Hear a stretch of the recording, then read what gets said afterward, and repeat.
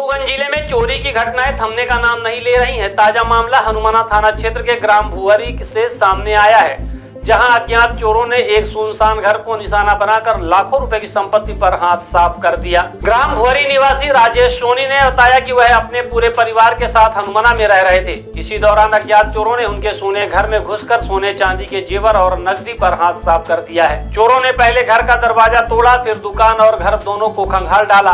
राजेश सोनी के अनुसार चोर लगभग 30 ग्राम सोना, 1 किलो चांदी, पत्नी के 100 ग्राम सोने और 200 ग्राम चांदी के जेवर के साथ साथ अलमारी में रखे करीब 80,000 रुपए नगद भी ले उड़े। घटना की जानकारी मिलते ही हनुमाना थाना पुलिस मौके पर पहुंची और फिंगरप्रिंट एक्सपर्ट की मदद से जांच शुरू कर दी गई है। पुलिस को आशंका है कि इस वारदात को अंजाम देने वाले स्थानीय क्षेत्र के लोग ही शामिल हो सकते हैं। पीड़ित ने बताया कि इसके पहले भी उनके घर में चोरी हो चुकी है, लेकिन अब तक कोई ठोस कार्यवाही नहीं हुई।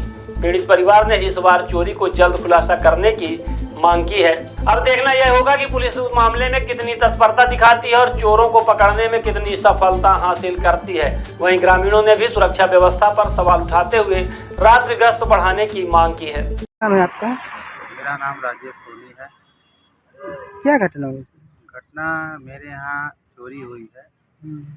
सोमवार को रात में चोरी हुई है और मंगलवार को मैं घर जाता हूँ तो देखता हूँ मेरे घर का ताला टूटा हुआ है और गेट लोहे का दरवाज़ा था तो उसको काटा गया है और अंदर पूरा देखा तो मैं सामान बिखरा हुआ है, अलमारी टूटी हुई है, उसमें से पैसे गायब हैं, कुछ जेवर थे वो गायब हैं।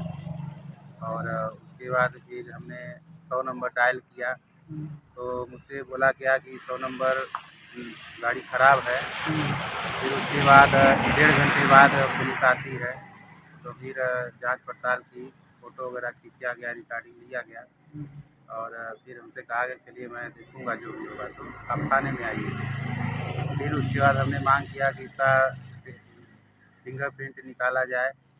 रीवा से बुलाया गया, फिर आई मैडम आई रीवा से, वो ले गई फिंगरप्रिंट, बोले कि चलिए मैं इसका जांच दूंगा 1 हफ्ते में, 10 दिन में जो भी है, और उसके बाद कार्रवाई की जाएगी। क्या क्या सामग्री चोरी हुई है? सामग्री 80,000 रुपये था उसमें मेरा और लगभग 1 किलो चांदी का सामान था और 130 ग्राम जो है तो सोना का सामान था, यही सामान था।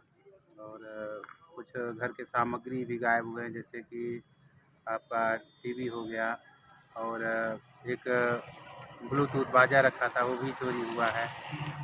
यही सब हुआ है, बाकी और कुछ नहीं हुआ है। शंका है किसी को?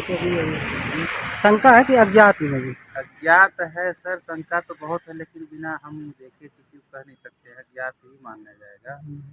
और इसके बाद ये हम चाहते हैं कि मुलजिम पकड़ा जाए, आगे कार्रवाई की जाए।